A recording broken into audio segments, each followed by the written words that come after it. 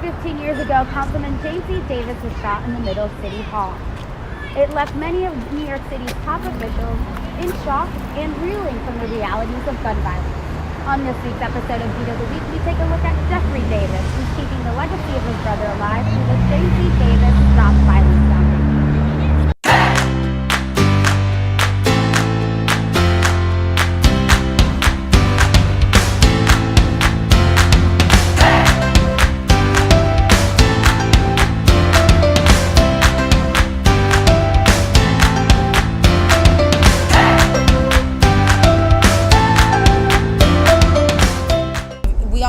Your brother was shot at City Hall, Councilman James E. Davis.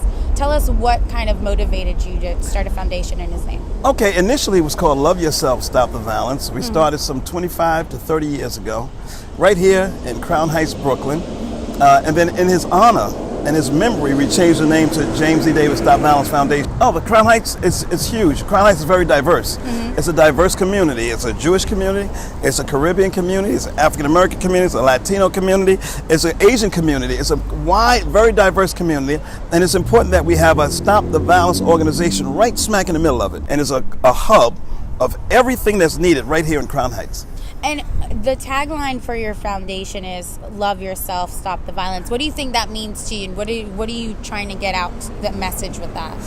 Love thy neighbor as you love yourself. Self-love. You can't love somebody else until you first begin to love yourself, because you want that love to reflect you, the love that you give out to the world. So start with yourself. Right. Love yourself. Treat yourself beautiful. Treat health, education, your finances. Love yourself, and then love the world. And then you'll get that same love in return. So we have a bingo hall for our seniors. My mother is the senior liaison. So the senior citizen centers, we all come together and do things for the seniors. We do things for our young people. We do things, a wide range of things across the board, and continue, because there's no one set way of addressing violence or no one set age group. So my thing is here in New York is I have a pilot program with the school safety officers. Let the supervisors be armed, see how it works, and then slowly, gradually implement the other officers, the lower level, the sergeants or the privates, to where they have their arms as well, and they can help defend themselves. But let the officers do it, the trained officers, not the teachers. It's one cause to address violence across the board. So we march with them, and we let them know that we speak out against violence, to try to connect the dots, if you will. So we did Tucson, Aurora, Ferguson. We just went down to Florida for the Pulse shooting. We visited some of the injured families. We did press conferences and just crying out to love yourself, stop the violence. What they have in common is it might be a mental health thing, where it's a thing to do now for the shooters. It's a trend. I'm mad at you. Let me make a name for myself. Let me show the world. Oh yeah, I'll show you. Because again, it falls back into not loving yourself. We're family. And we can all get through this together. And if we can show the world that we stand together in the numbers against violence, then the ones that even might think about using these acts can cross over. Davis uses the power of his brother's legacy as a tool to empower local communities in preventing further deaths from gun violence. Last year, he sponsored the first ever Brooklyn Peace Concert in the wake of the shooting deaths of 2 young women during 2016's Juve celebration. Yes, very proud moment. We just concluded our 25th year of our Love Yourself, Stop the Violence walk. And we did 25 years of a peace walk, walking down Nostrand Avenue between Fulton Street to Eastern Parkway, and Nostrand Avenue is now changed to James Davis Avenue. So we gave them 25 years of our life.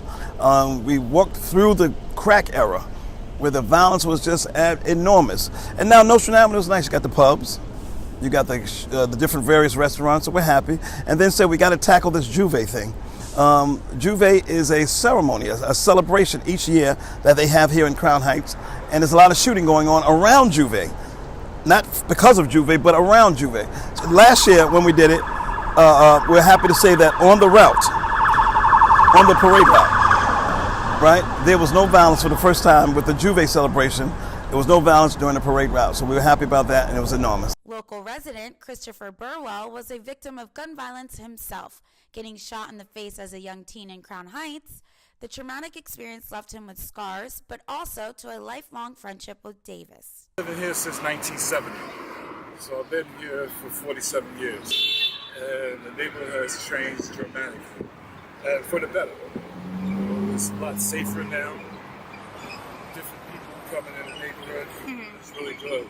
Jewish people couldn't walk up and down the streets without getting the mink hats that they used to wear taken off their head and robbed. And that's when they changed, breaking into their cars and stuff like that. What was it, 1985, 84, I was shot in the face. Right here.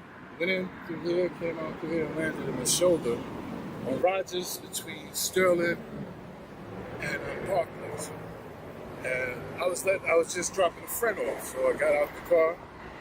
My brother was driving, and it was a two-door Jeep, so I had to get out to let my friend out, and he had problems with somebody else, and he just started shooting. So I got shot, and I didn't know I was shot until I got in the car. I said, "Ben, they shoot." He's like, "Yeah, you got shot in the face." Geoffrey Davis, the district leader here, he was working at Kings County at the time, and when I came in, he's like, "Oh my gosh," I think he was going out. So he's like, "Oh my gosh, Kelly." And he rushed me to the back, and he said, "You're going to be all right."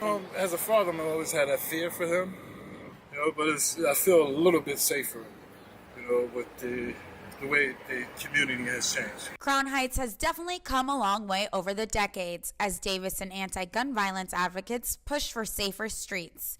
Thanks to the work of the James E. Davis Stop Violence Foundation, now everyone is free to walk the neighborhood.